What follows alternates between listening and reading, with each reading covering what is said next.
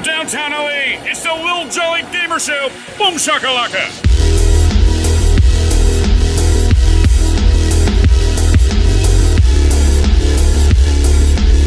Welcome to another exciting episode of the Little Jolly Gamer Show podcast. This is episode 89. Today is the 6th of July, 2018. I'm Brandon. I'm Jacob. And I'm Steven. How's everyone doing today? Good. Fan-freaking-tastic. I kind of enjoyed having the 4th of July in the middle of the week. Yeah. Because it's like a break. It was okay. It'd have been good if it been like Thursday. Because then you like have like it felt like Thursday was Monday and that's the whole... Yeah. But, how's everyone out there doing? Thanks you so much for watching us on YouTube. Almost forgot. Thank you for watching us on YouTube. Hey. And thank you for listening to us on whatever RSS feed it is that you listen to, whether it be iTunes or anywhere. Apparently, Spotify does not carry us, but maybe we can fix that. Wherever you're at. But wherever you are, thank you so much, and give us a 5-star rating on that platform of choice. It'll help us out a bunch. Where are you at? And we are going to start off our show the way we always start off our show, talking about what video games we've been playing lately. And unfortunately, I haven't really been playing anything, so I've just been really busy here lately. It's been really hot outside, and I come home and I don't want to do anything. If you're a fan of the show, you do realize that when it's summertime, I don't play much because I get really upset. He goes into reverse hibernation. I suffer from depression, summer depression. Summer depression. Summertime sadness. There you go. Summer loving. Happens Actually, it's so like fast. summer suffering happens in Louisiana.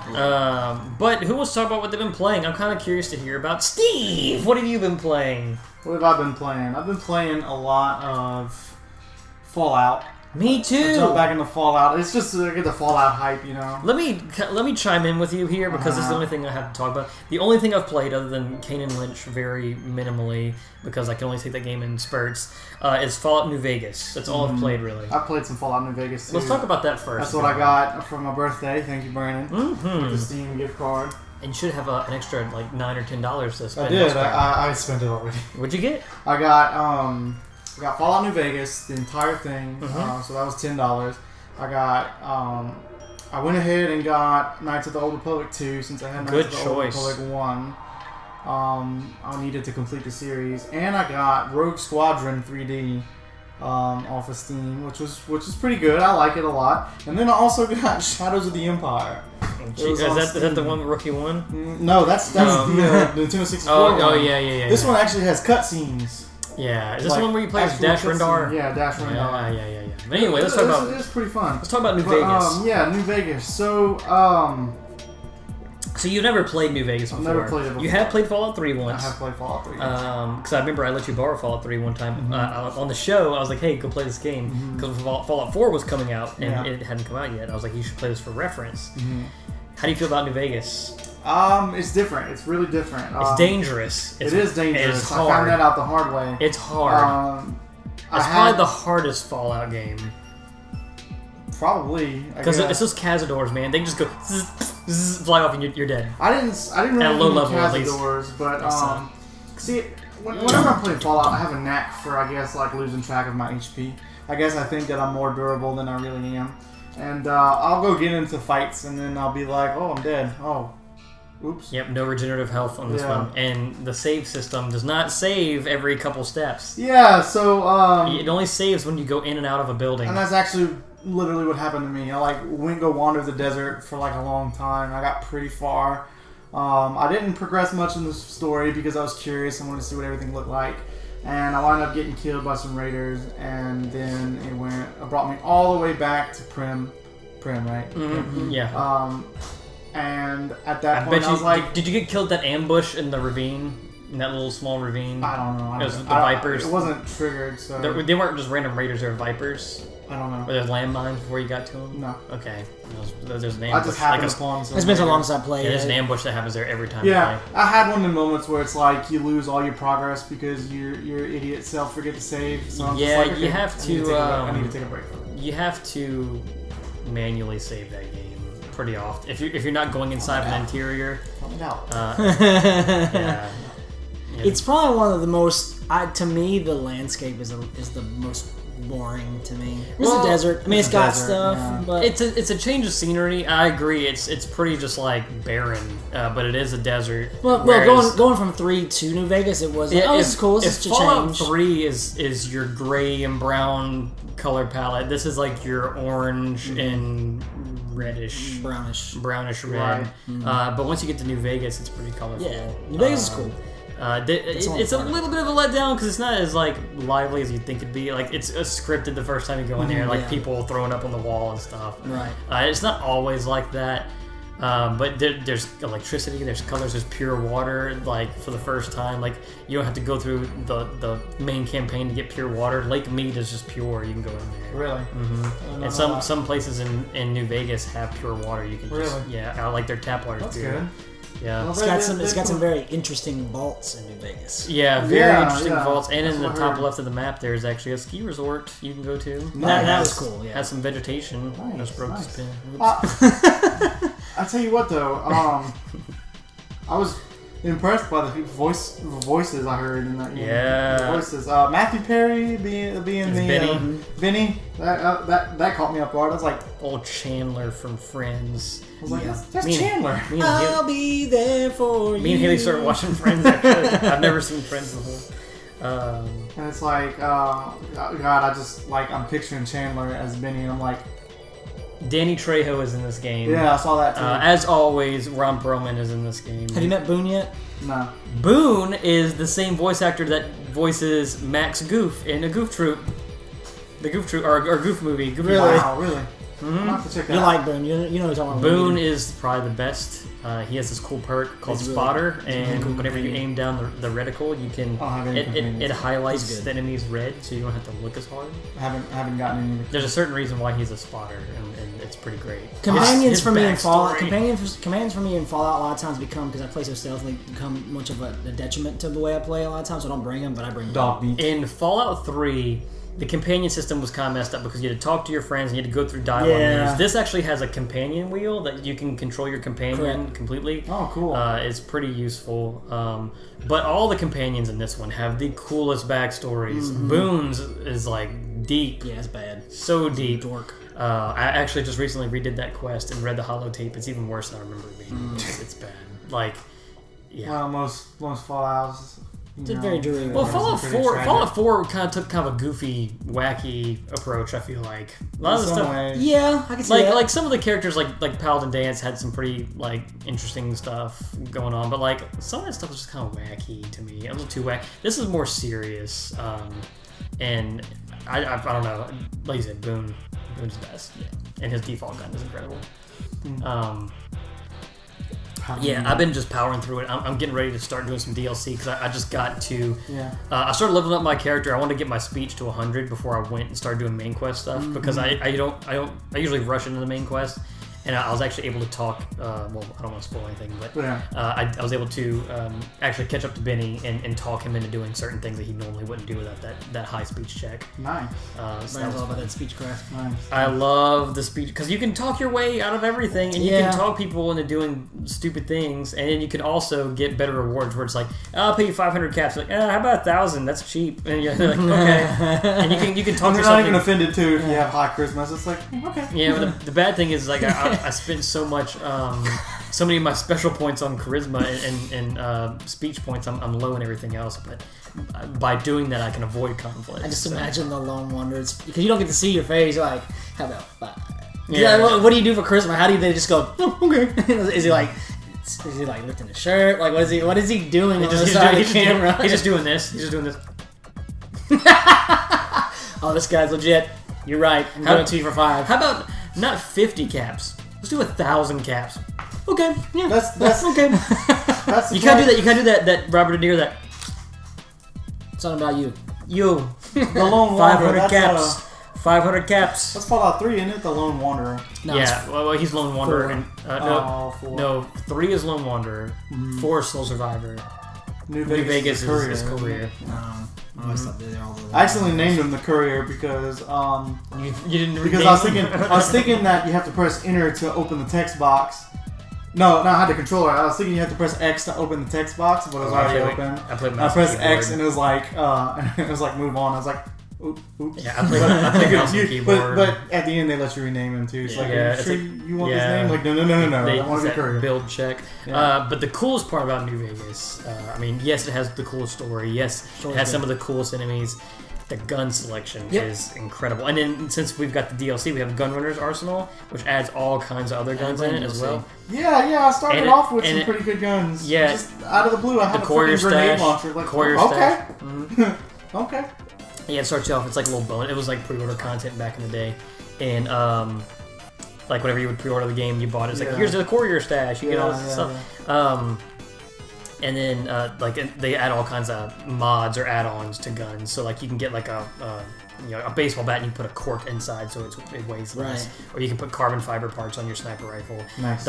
Being able to mod your weapons in New Vegas is a lot of fun. Yeah. It really changes the way you use guns. And the way they do gun handling in general. Like, you have to have certain strength stats to handle certain guns better. And your gun stat has to be better. And you can get a perk that makes that requirement reduce. Yeah. So if you have an anti-material rifle and you happen to get it really early in the game, if your strength is really low, that thing is swaying all over the place. It's hard to hit, but it still does a lot of damage. Right. It's just like the game knows like you're not strong enough to hold. I do like some of the guns in there. Like I picked up a laser Tommy gun looking thing, and it was really cool. The RCW. Really cool. Yeah, RCW. Yeah. I was like, wow. There's lasers. There's tons of energy weapons, plasma casters. The Novos laser. The satellite beam laser thing that's. The kid has. I love going to steal that from that kid like a jerk. I am the worst. Like I am the worst character. Like I'm not evil, but like I always just do things that are just completely in my favor and screw everyone else over. I try to do a little bit of both. I try to I don't know, like I usually play lawfully good. Yeah. I'm like I'm usually good, but I guess you would call me. I neutral. think you'd call me chaotic neutral. Chaotic neutral. I'm pretty true neutral when it comes to stuff like that. My character does for him. And for others occasionally. Yeah. You know? Like with the speech check thing, like the Good Springs battle. Like the guy with the explosives might be like, oh, I can't give you these. And I'd be like, yeah, you can trust me. And he's like, here you go. Here's all my team. I'd be like, you guys should go fight him by yourself. Yeah, I'll be back here. I'll just come pick your corpses. I'm gonna say this though. I don't like that some of the dialogue has like karma points with it. Just sometimes. Like that's something that's not in Fallout 4 is karma. Yeah, something happened. Mm-hmm. Something happened. I kind of enjoyed that though. No. That guy that you saved from Prim. The deputy. Deputy Beagle. Deputy Beagle. I was worried about him pulling a fast one on me because he's all tied up. Yeah, he's all tied up, and I was just like, I just want to let him know, like, you run, I'll kill you. Yeah, that's what I do. Yeah. And I got bad karma for that, and I was like, I don't mean I'm gonna kill him. Yeah, but I just want to let him know. Yeah, I take the bad karma sometimes. I don't care. Well, I don't know what the karma does yet, so. Basically, think of it like a reputation. Some people will view you certain ways, like, oh, that guy, he's a bad guy. You grow horns out and flies with flying on your head. No, not quite that dumb. Not like people. But anyway, Fallout New Vegas, I've just been doing a lot of side quests, not the main or like story. the Old Republic where you turn red your eyes. But anyway. Can't wait to do the DLC missions. You're making me want to install 4 But what I've really been doing, and what I really wanted to get into was Fallout 76 4. hype. I picked up 4 again. I reinstalled it and everything. I went ham on my vault. I know that was one thing I never completed. I went deep. I finished it, but it's not organized like I would like it. It's hard to control sometimes. Like it's hard to figure out stuff because they don't tell you anything. It's a little shoddy. Yeah. Like the way some of the people walk around the vault. They if you have like one piece out of place, they walk out and they glitch out of the bounds. Yeah, it's weird. Clem was stuck in the wall for like days. Wiring, powering is. I don't know how to get that. Powering is actually really easy. Powering is really easy. It is easy, but I just can't. Because I had some issues. Because all you have to do is you build a reactor. Anything attached to it, or attached to a piece that's attached to it, is power. You just put a light down. I don't know, man, because I have. You put conduits. Like there's a I know. There's a conduit thing. and it just snaps onto the vault wall. You get and the vault wall conduit, but I mean, I gotta put them freaking conduits everywhere for me to get power in some places. It's every I don't have feet. big open rooms, so I have. So you see what I'm saying? You gotta start with the atrium first. Yeah, I have the atrium. Like right at the beginning is my atrium. It's 2 stories and everything. Then on the second floor, the first floor is just overseer's room and a utility hall that you can go outside to the. My vault. My vault's an atrium. I've seen it. And it's nothing but stores, and then it goes up to the overseer's office, which is my office, and then it's just a huge place for me to put all my crap. There's nothing there to help. In fact, there's a casino room where they spend all their bottle caps, and I come collect them. Hey, do we have an overseer? Yeah, it's him right there. He goes up to his thing, and then he's got a bunch of power armor suits up but there. But he's real good too. It's my Tony Stark cave. Yeah. I put a power armor display to display so my power good. armor, and I was just like, it's like people can see how their overseer protects them. I hated that they put that stuff in after the release, Yeah. so none of that stuff is vanilla. So like I had already built my thing. I was like, dang it! I gotta rip it all apart. I spent a lot of time at that fort. What's the fort called again? Stonewall. Stonewall. I spent a lot of time in that fort, and then they came out with the vaults, and I'm just like, I know. I did the same thing with the island. Yep. I'm like, bye. Yep. Bye. Stonewall. You know, you can build with vault stuff on just regular areas. I did know that. Yeah, it's crazy. I'll tell you what, though. I'm gonna go install. How big is that game? It's big. 60, you need 80? some room. 60. Well, you have DLC. He doesn't. Yeah, 60. I do have the 2 DLCs. I don't have Far Harbor and I don't have Nuclear War, which I'm assuming the bigger ones. Yes. Yes. Probably can do without Far Harbor. I've only did a little bit of Far Harbor content. Far Harbor's pretty good. It's got like that's like where all the hard stuff. I feel like I'd want to play Far Harbor over Nuclear World. Nuclear World just seems kind of. Nuclear World's pretty good. It's just a place where you can go to be a douche. Well, yeah, if you're nice over there, it's not really worth it. Yeah, I kind of don't want to. But they have some of the best weapons in the game, and then just exploring the amusement park is a lot of fun. Well, yeah, it's the typical good and evil story and plot. you can bad actually guys get the good stuff. Yeah, well, you don't have to. No, not necessarily that. Like, you basically get there, and there's these different tribes of raiders, and they all are living in somewhat harmony with each other. You can like choose who you want to go where. Eventually, one of those tribes is going to turn against you. But if you want to, you can just sell them all out, kill them all, and then make it a place for traders to come. So you don't have to be a douche. It just gives you the option to be said douche. Huh. I suggest it to be said douche. I suggest it's probably on sale with this gauntlet. It is. That gauntlet though to get into Nuclear World is frustrating as hell. It's probably gonna be a lot of. It's not bad. It's not bad. It's not terrible, but it's just. What level were you when you went in? I don't remember. It's a high level zone. I was like 40 something. Yes, that's the question. Is if I reinstall it, will I pick my old? Because that's always the war I have. No, I always make a new one. I always restart. Yeah. I started to make a new one, but then I thought about it and I was like, no, let me play on this one. But I think I'm gonna make a new one. Man, now y'all making me want to reinstall it. I want to pursue some. We have Fallout-itis. Fallout-itis. With this little guy here. The power armor. I don't know why he dances like this. You gotta come out of the. I really like Fallout. What else have I been playing? I don't know. Fallout Shelter and the WoW beta. That's really it. Now there's one more thing you want to talk about. Oh, God of War. Well, I figured we could save that for like a full segment to give me more time to go in depth with it, like Jacob had. Okay. But we could do that. It's up to you. It don't matter. Okay.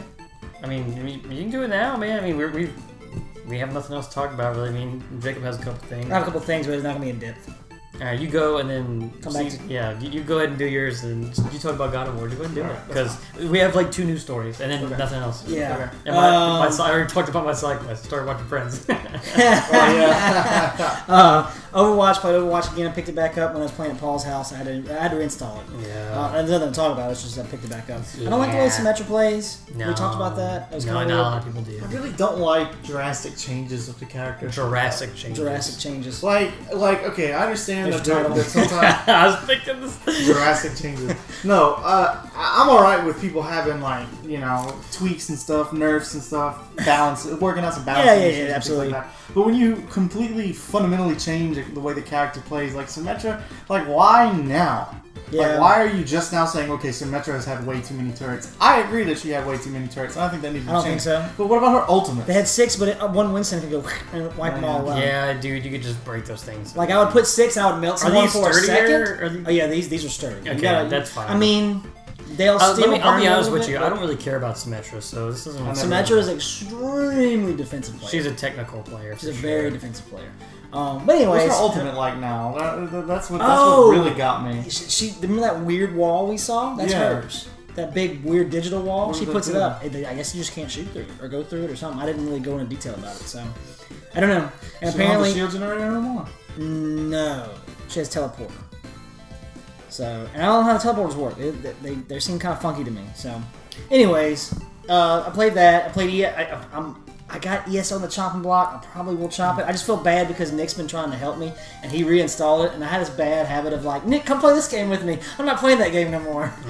So I don't know yet. You need. I need to. You need to let it go because we all let it go, and then you're gonna be playing it by yourself. That's 100 something gigs. And you want to install other things, and you're like, I can't do anything because it's taking up too much space. I'm gonna take the other route. Actually, I'm gonna say if Nick is committed to playing it, I think he ought to. Well, he's like a champion level like 332. He's just a total BA. So you gotta catch up. Yeah, but he's been running me through the dungeons, and I was like, all right, let me at least try the tanking. And it's just not a good game. Yeah. Sorry. You need to let it go. So let it go. I'm not gonna talk about Breath of the Wild yet. I've been playing it. I just will say that it's got myself back in. So I picked it back up, and it was just like an old friend. It's like, come on. Don't you love how many good games there are to play? Yeah, just in general. I was outside the area. Okay, so you're in Hyrule Field, and it's right before you go to the Gerudo Valley. It's this weird like arena. It's got a in the middle of it, and there's a bunch of Lizels or whatever you call them. Lionels, yeah. Not Lionels, it's like the lizard guys. Thing. Yeah. Right. Thank you. So that was the first place I spawned. I was like, you know what?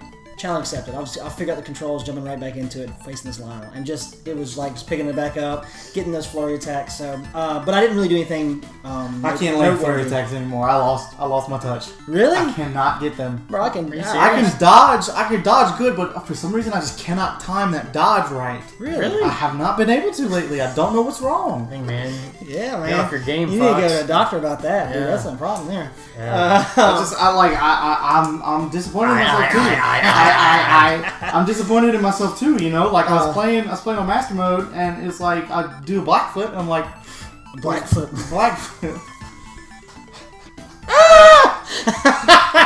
Jurassic. Oh man, we're having a hard time figuring out the title here. Black flip or I'm going with Jurassic changes.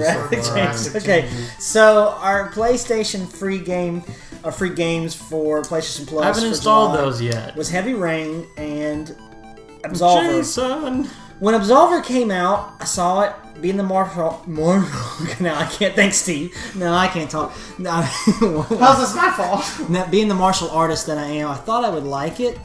It start off the aesthetic. You don't like fighting games from the get-go. Correct, and it plays like a fighting game basically. Now, does that mean that the game is bad? No, not at all. You should try it out yourself. It's got a very journey, artistic approach to it, and it's very cool. The story. I don't know what's going on. This guy picked you, put a mask on, and then some more fighting people. That's all I know. I'll pick it up. I'll try it. But the combat's really good, and it's in depth. Obviously, there's an RPG element, so you have stats. You have armor, or I say armor, clothing, you can wear, and those clothing give you stats.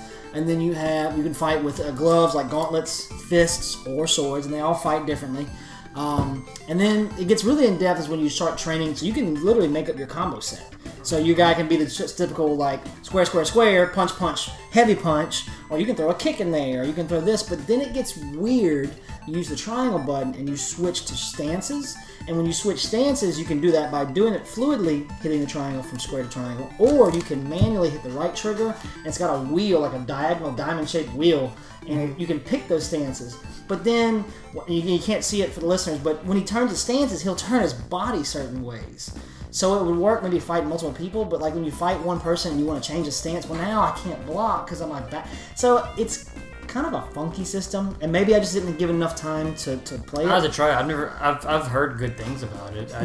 Just think of a fighting game, but 3-dimensional. Like it's all 360 around. I'll try it. You're not in that same plane where you have. It sounds like my jam. So absolutely give it a try. And the gaming animations are when you get them are fantastic. Very, very kung fu drunken master heavy with a lot of like crazy like taekwondo flippy kicks. So it's like that game. I was gonna say For Honor, Rise to Honor. I never played that one. It's a Jet Li game. It's Probably nothing like this, but I remember that being a fun game. Yeah. So it's the only thing that got me was the stance changing was killing me, and literally it was killing me. I was like in an early level, and I was getting my butt handed to me over and over and over and over. I have to try it out. And so I just said I'm done. But that was a Jacob thing. So go give it a try for sure if you're out there. Go give it a try. And fighting games are your jam. So you've got a lot of games you've been playing. I've been playing a lot of this, yeah, but not in depth. This is the one I just picked up last night. The mid-year sale is going on PlayStation. A bunch of good games are on there. I'm trying to stay away. I'm trying to stay away from Final Fantasy 14 sales. Please don't get it. I'm not because I don't want to do a subscription.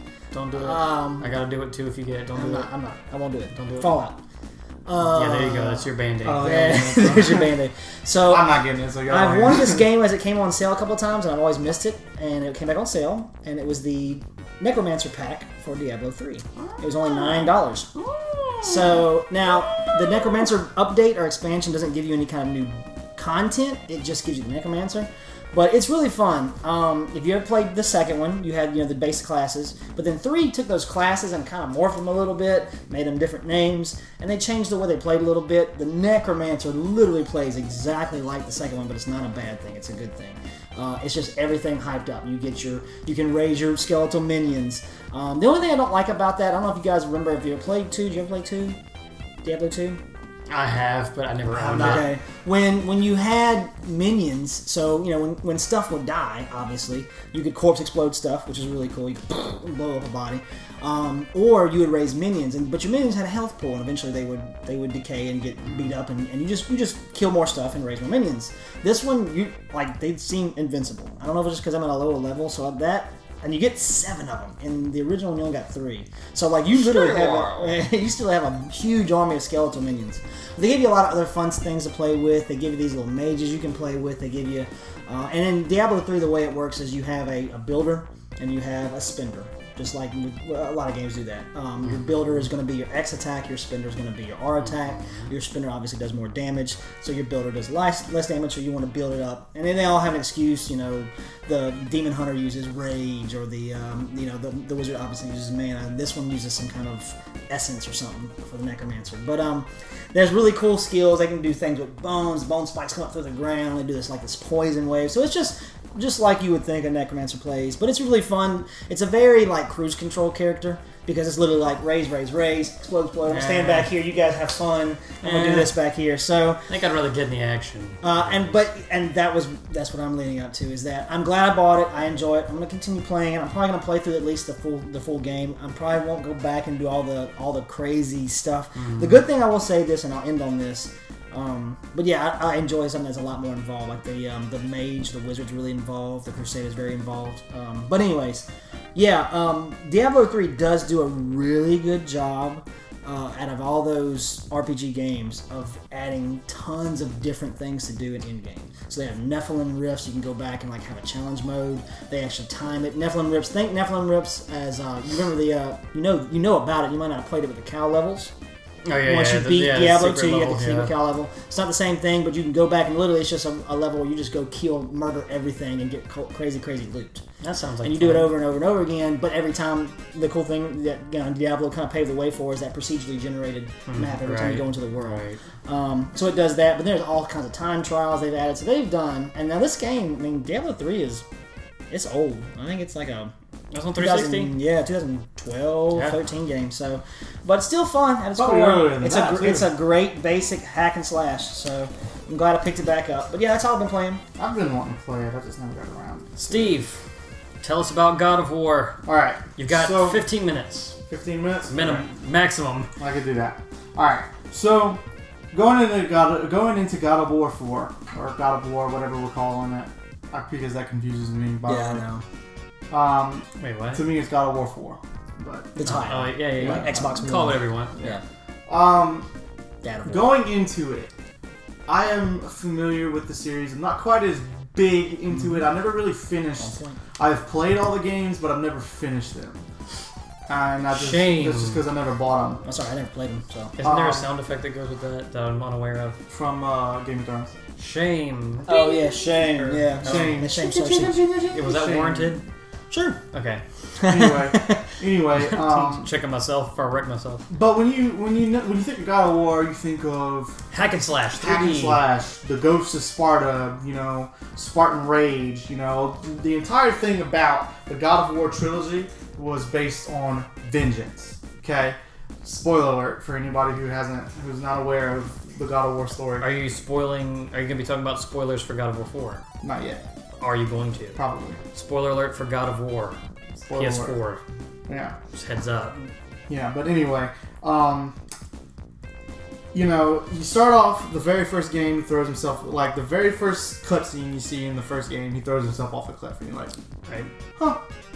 Okay. He cast himself from the highest point in Mount Olympus. Mount Olympus. And it's just, and you see that struggle within Kratos, and you see him just hellbent on exacting his vengeance, First against Ares, then against other lesser gods, demigods in God of War 2, and then finally he goes after all of Olympus, and he just takes down, the Greek gods. Yeah, so, abridged version, Kratos sold to Ares, God of War. Yeah. He screwed him over. The gods helped him kill Ares. He became the new God of War. Gods got mad at him. Or gods got scared of him, reduced him back to a mere mortal. He got pissed and started killing all the gods because they betrayed him. And he got back with the Titans. The Titans were also wanting to fight the gods. And then by the end of the second one, you have gotten the power to destroy gods again. And then you, at the beginning of 3, you start killing all of them. You start killing all the gods, and eventually, yes, you do kill all the gods and destroy pretty much the whole universe. Pretty much. This picks up right after that. Well, a little bit after that. A little bit after that. Yeah. So, once again, 9 months. From the get-go, you are thrust into the field pit. Because the very first thing that happens in that game, of course, spoiler alerts, is that it is the funeral pyre for Kratos' new wife, Faye, and his son's mother. The music and everything, and you see Atreus just emotional, and you're like, man, how's Kratos gonna handle this? Because every previous interaction we've had with Kratos was him slaughtering, butchering, things, gods. Mm-hmm. So you'll see in Kratos. There's a small scene where you see Kratos actually fight it because he's right there at the pyre. He goes, he grits his teeth. Mm-hmm. He doesn't get emotional, doesn't cry, but you can see he's swallowing that hurt that he's gotten. It's there. It might not be on the surface, but it's down there deep. And you really see his evolution. It was already a huge jump from the old Kratos of the God of War trilogy to at the beginning of God of War, but you really see him continue to evolve as well. And just the fact that he's communicating with this child, and not wanting to throw him off of a cliff. Well, kind of is at some point, but just the fact that he's communicating with other people and not by himself. And Atreus learns just as much from Kratos that Kratos learns from Atreus. Yeah. They're teaching each other, and that to me is the coolest thing about it. Kratos is learning to live among the mortals and not be old Kratos. And Atreus is learning how to be a man, or in his case, a god, because, he's descended from a god. It's just breathtaking how well written this game is. Absolutely. Whoever wrote this story needs a Pulitzer Prize or something, because that's how amazing that this story was. You have old Kratos, just and we see it in this game. He's not gentle to his enemies at all. He's ripping them apart. He's very brutal. Very brutal, brutal. Blacker than the blackest black tons of Finley. Borrow that quote from Metal Quotes. But anyway, but he's got to become a father. Mm-hmm. He's more of a father than he already was, because apparently he wasn't always there. Yeah. He wasn't always there when it happened. He was off doing husbandly duties. And he killed his other family. killed his other family. But he didn't want to though at that time. But to see that transition and and like watch him evolve, like you see it from the get-go, like as Atreus is like kneeling over his mom's pyre, it's like Kratos extends his arm to touch him but pulls back. Yeah. And it says, okay, he still hasn't changed much. But then as you go on, you start to see him be more willing to comfort his son and like touch his son, like it's okay, boy. And you hear that, everybody makes a joke about boy, but you hear that less and less. And you see Kratos growing in that regard. I think that's kind of a technique that they did to make it a little bit more intense whenever he did say Atreus' name. It was like, It's like when you mad at your child, you call that middle name. Yeah. Jacob Clay? Yeah. Atreus! Pretty much. Yeah. Asher John? It was John, right? James. Close, man. You got it, Jay. You're good. You're bad, uncle. Sorry. Anyway, but just... Yeah, man, that spectrum of evolution is so great. So many feels in that entire thing. You're like happy because and it's such a good balance, to be honest. It's like salt. It's like getting that bag of candy with salty and sweet in it. It's like you got Kratos, big, buff, burly, brutal, and then you have Atreus, the sinner, the softness to Kratos, like, and you see both of them kind of rub off on each other. Yeah. And then you see, like, you could really see that he cares for somebody other than Kratos, because in God of War trilogy, he's sleeping with all kinds of women. He's slaying all kinds of creatures, innocent and not innocent. Brutally. I know that's been overused, but here's Kratos, the father. Yeah. And he's trusting these random people that he's encountering, the dwarves and stuff like that. Which the dwarves. Let's talk about Brock and Sindri. Brock is the new merchant from Resident Evil 4. Better than the Resident Evil 4. So merchant. Story-wise, you're feeling it. Oh God, you're loving the sentimental. You're loving the chemistry between the Father and Son and the Holy Spirit. Right. Tell me about the gameplay. The gameplay is amazing, and the thing I really like about the gameplay is that you start off learning brand new techniques for Kratos, because the axe and things like that. It's a new weapon for him. It's a new weapon. How about the fact that you can just call your axe back at any moment? Yeah, it's like a boomerang. You just like there's one cutscene where Kratos had thrown the axe and he just started walking towards it, and he must have been like, oh wait, I need that. Put it back, But then my favorite part. He needs to go back. He needs to get in touch with his past.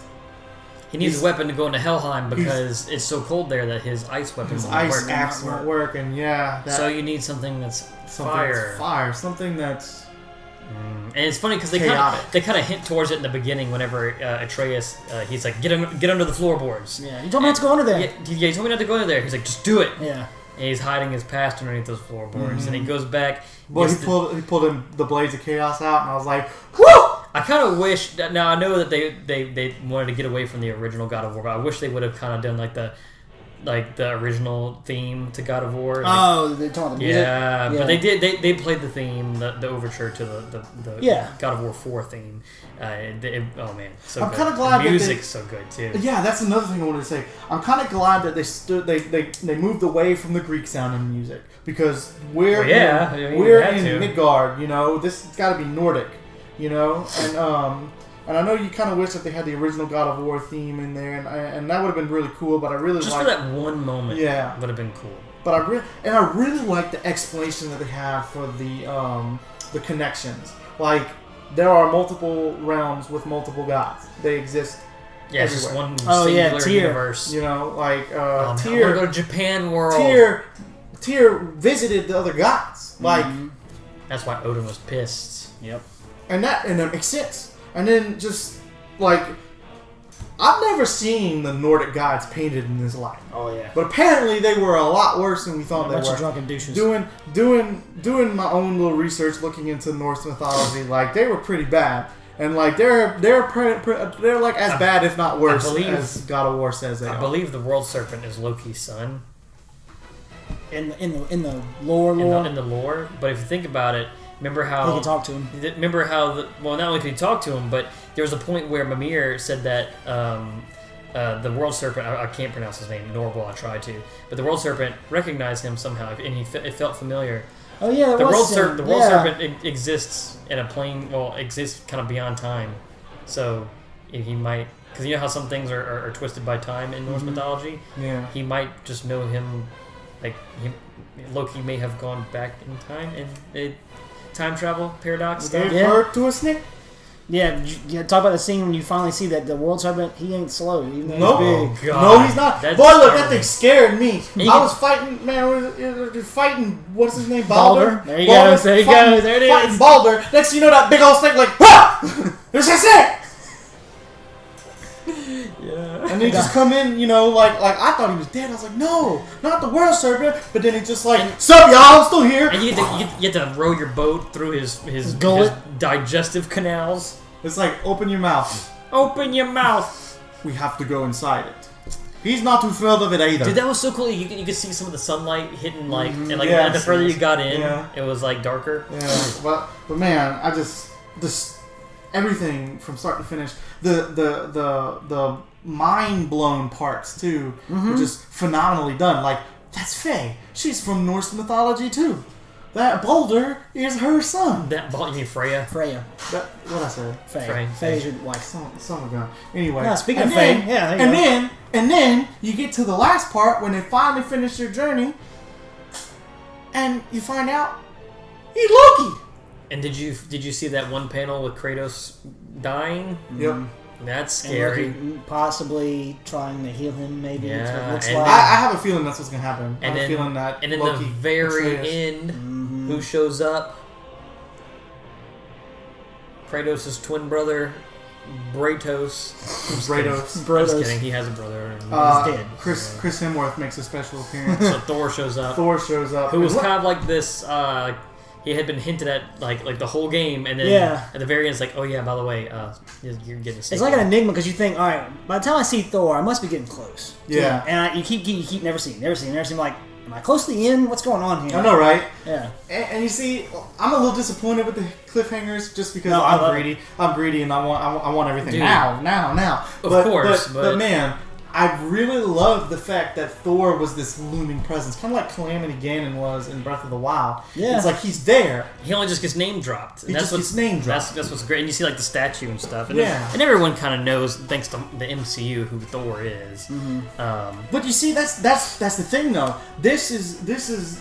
We're so used to seeing Thor as the good guy. Thor is the hero that wields Mjolnir, that almost defeats Thanos. That's a spoiler alert for Infinity War, but anyway. And then you have God of War, which is like more accurate to Norse mythology. These gods were not nice. I mean, I know they don't exist, but they were not nice. And that also goes into Kratos' character because he has experienced how not nice gods are. Yeah. And he tells... That was his goal. Once he tells Atreus that they're gods, and Atreus is acting like a little turd. Yeah, he's like, boy, he's like, look, we will be the gods that we choose to be. Yeah. We don't have to be like these greedy a-holes. Yeah. And he was like, we're gonna be different. We got to be better. And that's crazy because it used to. How did Kratos fight that? How did he fight the power? He killed it. Yeah. He destroyed everything. But that's the thing. He saw what he did. Well, look what he did to Hercules. He didn't. Matter of fact, he didn't even want his son to see what he did. He killed his own dad. Yeah, he hit. Yeah, and then he hit it to him. And finally had to tell him this, and this is why I'm teaching you. This is why I've done this. It's the typical father-son or parents-kid. Like, you don't know better. I know all the things. Yeah. Like, I know all the things. You don't drink and drive because guess what, son? You didn't know this, but Dad got a DUI. All right. So, but man, like the reveal was perfect. Oh yeah, it was great. The reveal that Kratos was a god and that Atreus is subsequently a god too was great. Then the reveal that Kratos was the ghost of Sparta and killed all the gods of Olympus. He didn't quite say that. He just said... He didn't say that. He just said, I killed a lot of people. Some were deserving. Many were not. Yeah, many were not. And he came clean. But you know what? Atreus is like, you know what?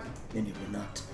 It's fine. Atreus was like, is this what it means to be a god? To destroy everything, destroy ourselves? And he's like, that's when he's like, we'll be the gods we choose. Yeah. We will be the gods. But Steve, give me a wrap up. Wrap up. Did you get everything out you want to say?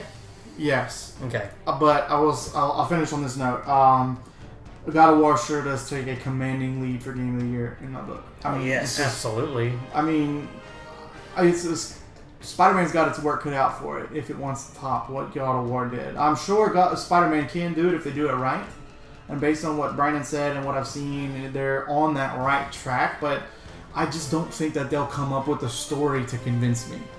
Otherwise, I just don't think that any story. Yeah, Red Dead has taken a little dip in my anticipated list. I think the only story that might even come an inkling of close to how good God of War was Last of Us 2.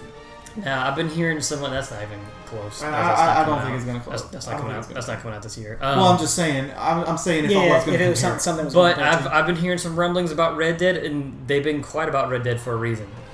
Maybe not narrative wise, but gameplay wise, and some of the things that they're doing about open worlds. What you haven't heard about all this? Not quite on the level of Cyberpunk, at least not what we've heard. But they've been doing some things about open world problems that Rockstar games typically have. About like you got this open world, not quite as much doing it. They're taking a lot of approaches to go read that. There's an article I'll send to you. And it's worrying you? No, it's not worrying me. Oh. It's making me. I am worried because I'm just like I don't know what to think about Red Dead, just like everyone in this room. But from what I've read in this article, I'm like, okay, I think Rockstar has something prepared for us. I think it's not going to be as bland as we think it is. Now, narratively, I can't speak on that. But gameplay-wise, and as far as what they're doing for open worlds, I think they're going to be taking some plays out of Zelda's book as far as how to revolutionize how open world is done. Sure, dynamic. But that will be dynamic. To be the best, you got to learn from the best. That will have to be seen. Yep. I guess I'm a little concerned with it too, considering that we just hadn't heard any. Not as concerned as I am with Final Fantasy VII. But we didn't hear anything about God of War before it came out. Yeah, so, you're right. you God of War was absolutely amazing. Well, that reveal was perfect. Let's go ahead and switch to gaming news. Kind of on the news topic. Gaming news. Gaming news.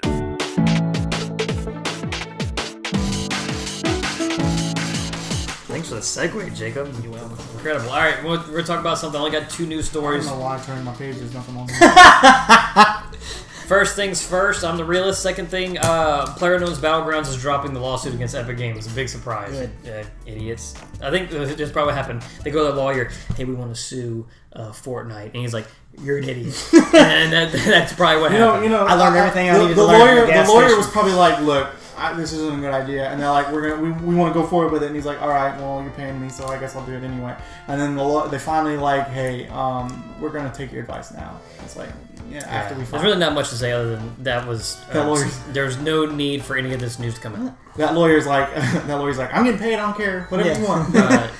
We can sue whoever you want. We ain't gonna win, but did you have? Well, I'll just also say if it was warranted, I'd be like go for it. But if not, I mean, we talked about it before. Yeah. Basically, we said PUBG make a better product. The end. Right. Jacob, I just had a few news points for Fallout 76. If you stay on YouTube a lot, you've probably read and seen all the little things that Todd and Pete Hines and everybody. Todd Howard. Excuse me. You mean God Howard? Have been just going around and feeding all the media outlets with, because everybody's got questions. You mean God? So they've been answering a lot of questions. And the biggest thing, before I start with all the little tidbits of information about 76 that we kind of know already, that they've set in stone, is that, one, I guess, rotating theme with this is that a lot of people's got people. Excuse me, I'm starting all over my words. It's got a lot of people concerned is that Todd keeps saying like we don't know.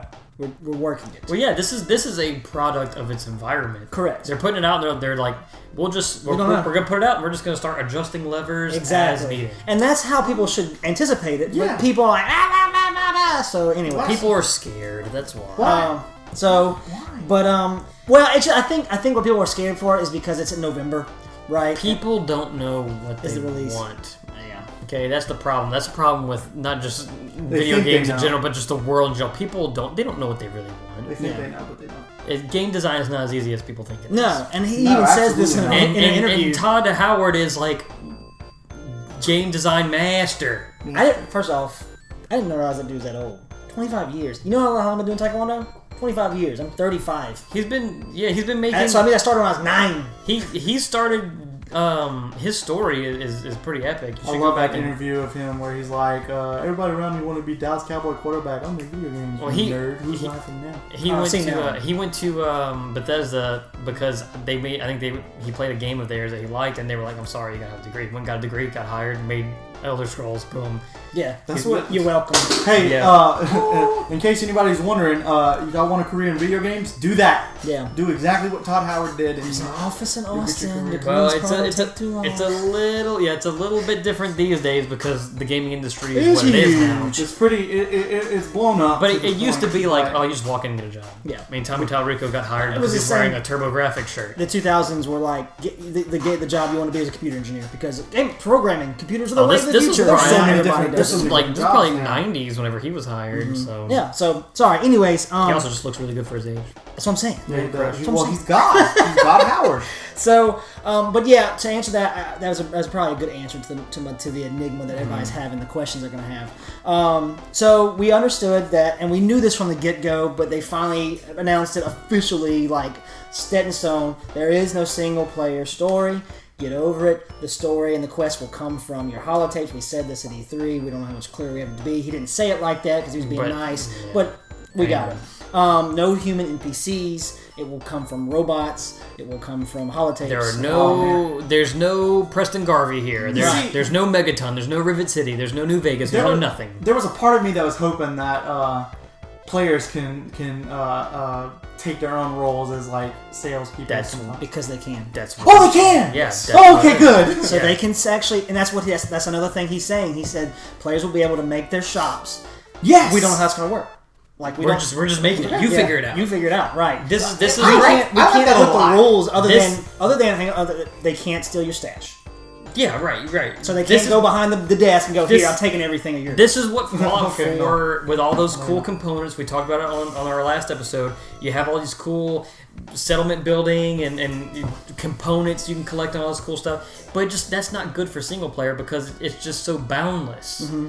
And this show it off, but this is like you go make your little. We have our little talent. Hey, come on down to the gamer show mart, guys. We're selling biscuits. Bro, we gotta call it. We gotta call it like something Cajun. Or something. I keep picking up from Charleston. Those guys from Charleston, they overcharge way too much for adhesive. They're charging like 700 caps. Yeah. You know how much this stuff's worth? It's not worth that much. We give you. Or maybe you can barter with someone like, hey, dude, we got all kinds of copper. You need that? Yes, sir. Please, can we trade? I got all kinds of plastic. Yeah, I got you rid of. Yes. I'll give you 1,000 plastic for 500 copper. Yes. Welcome to LiL LaFouche and you get your sniper. Hey, if he pulls a gun, I'm gonna blast his head off. But see, and now speaking of that, so I think when we first watched 76, that was our first. We were like, online, yes, it's confirmed.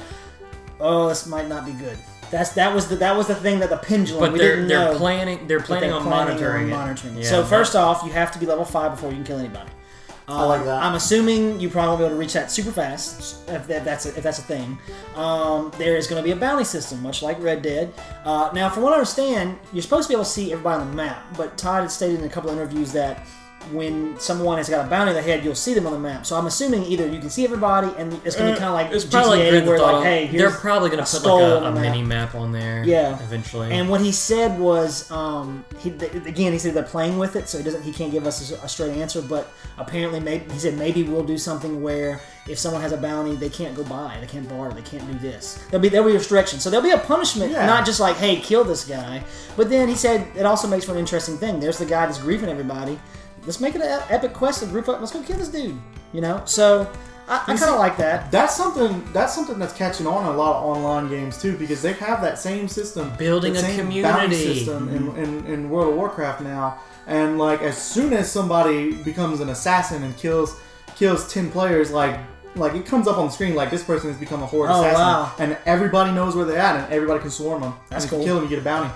Cool. I like that. But I like to see that more games are doing that because you know it's a way to control the griefers. Because I mean, obviously, you know, you can't eliminate all forms of griefing as bad as everybody wants it. It's because that's going to be a portion of your player base that you could lose.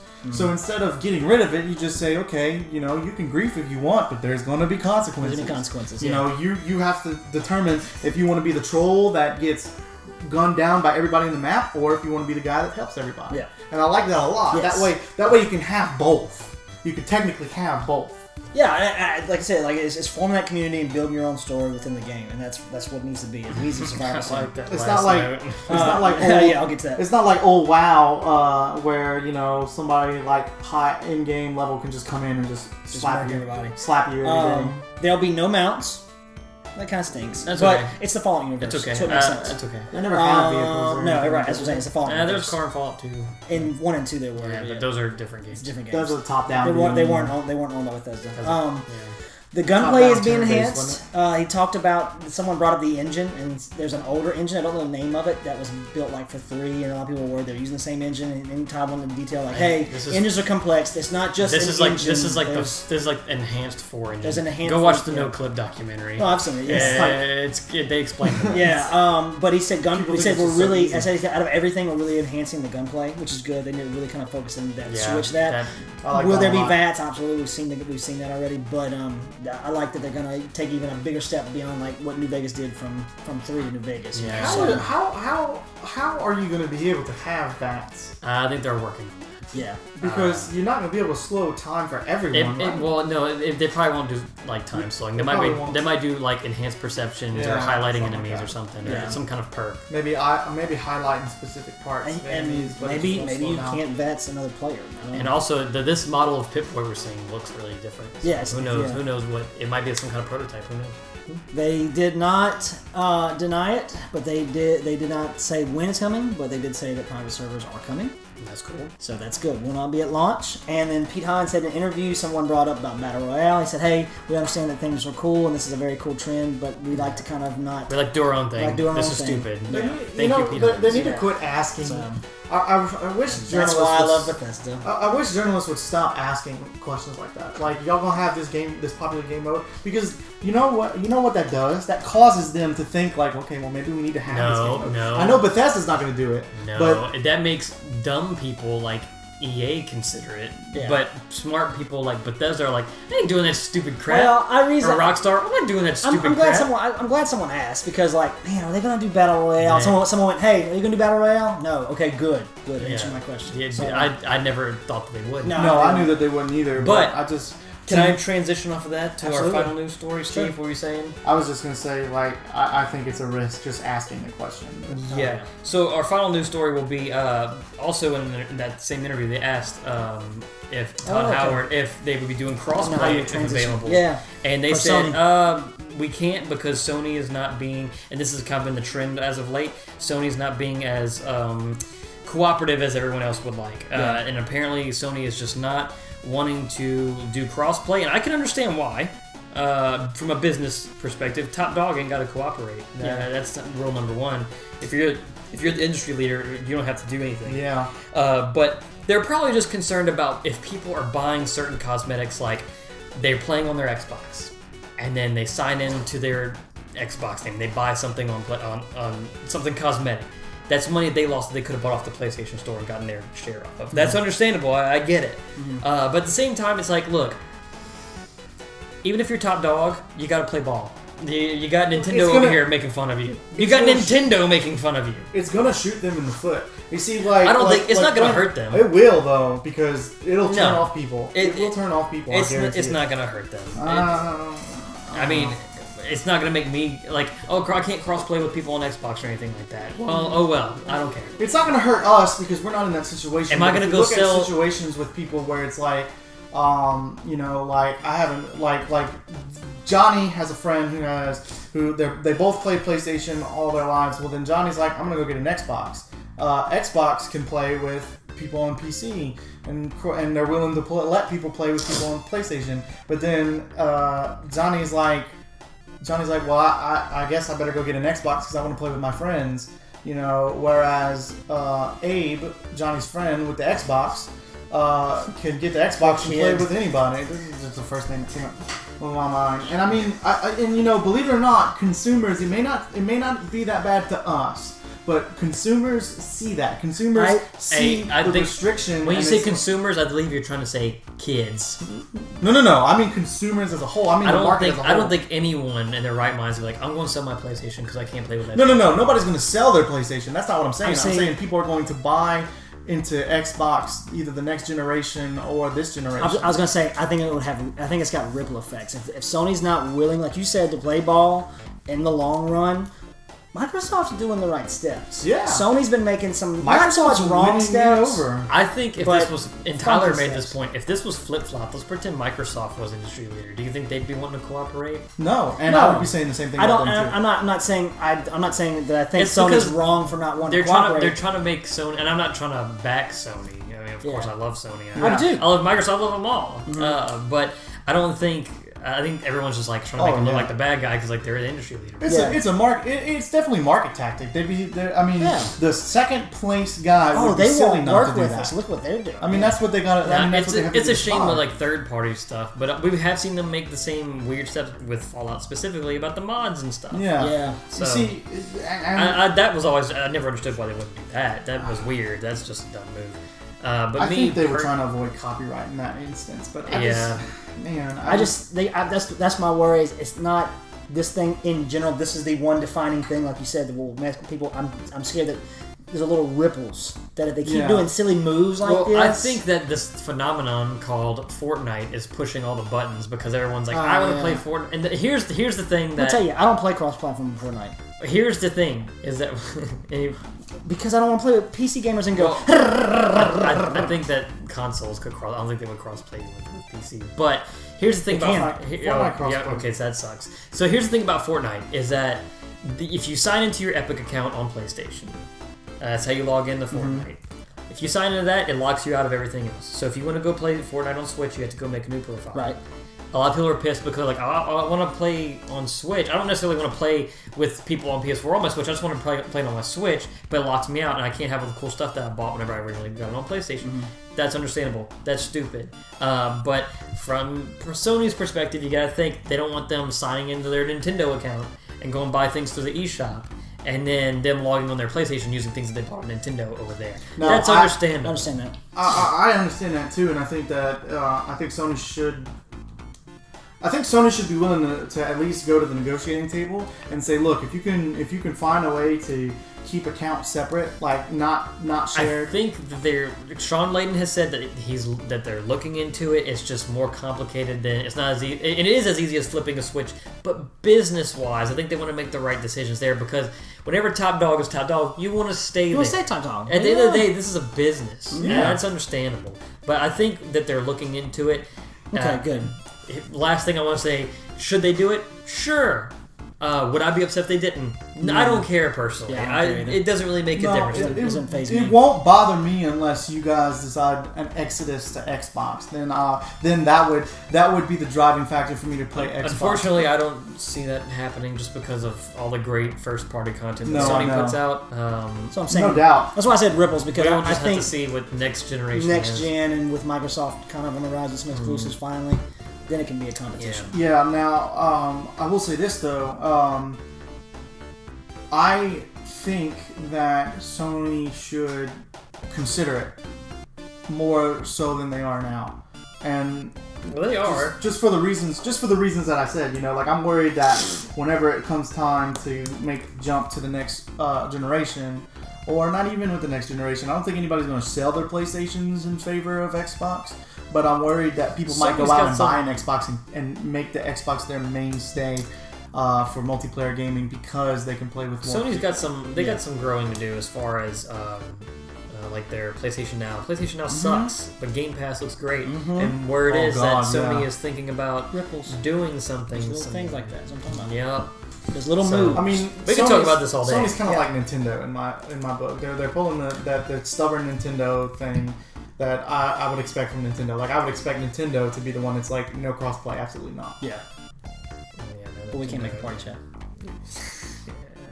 Look, I saw that Still tweet, that Nintendo tweet where it was like, "Hey Microsoft, let's go play Minecraft together," and like, No, they were like, "Hey it's Sony," kinda- yeah, and like they were like pretty much like dogging on Sony. It's like, okay, like that's funny. I think it's cool, but Nintendo, get your party chat on Splatoon. I know, right? Fix I know, right? Splatoon. You want to make fun? Go fix Splatoon. I know, right? How about that? Xbox should have been Trying to be slick. Come on. Xbox should have been like, okay, y'all, y'all want to use Xbox for party chat?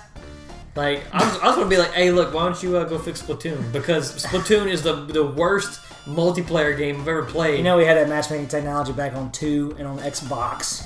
I remember Britt used to talk to people. Jeez, I know we had this on the Xbox One and the PlayStation 2. The original Xbox. That's what I meant. Sorry, Yeah. original Xbox. Thank you, Brandon. I was like, what are you talking about? And I was like, oh, wait. Yeah. But anyway, let's go side quests. Sure.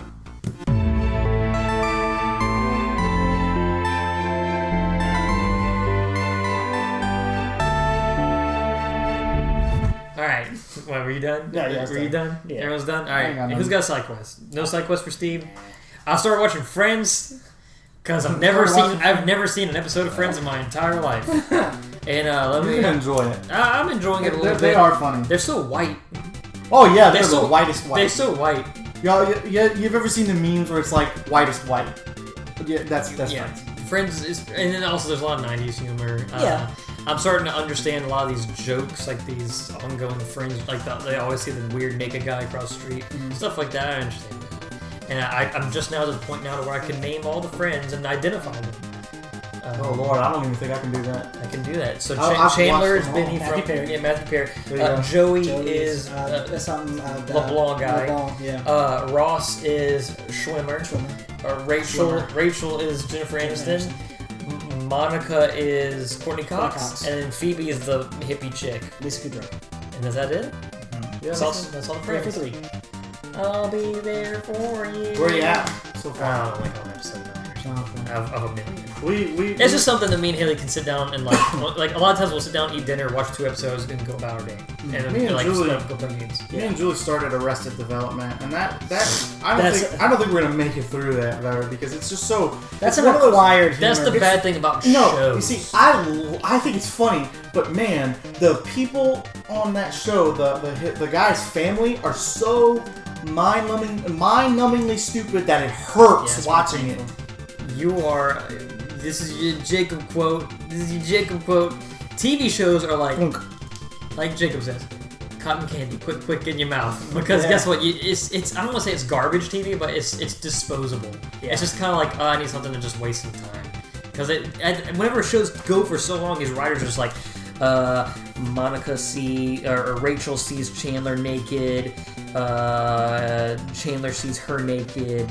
They're naked. Jokes. Here, Laughing go. clip. Yeah. But anyway, that's the show. Have you ever seen sitcom clips without the laugh reel? Yeah. That is the most awkward thing. No, in the there's world. one funny thing I saw, and this is what made me want to watch Friends, that there's this thing about Ross eating the sandwich, and they took the laugh track out, and it makes him sound like a psycho. He's like, somebody ate my sandwich? And it's like, there's no laughing, and he's just like, Bro, who ate my sandwich? I'll show you the clip. They should add that old what's that African? Oh no! I'll show you the clip. Anyway, thanks so much for watching. Give us a 5-star rating on your platform of choice, whether it be iTunes or any other RSS feed aggregator. Give us a thumbs Whatever you up, watching, like, comment, listen, subscribe on YouTube. I'm Brandon. I'm Jacob. And I'm Steven. Click all these other places. See you later.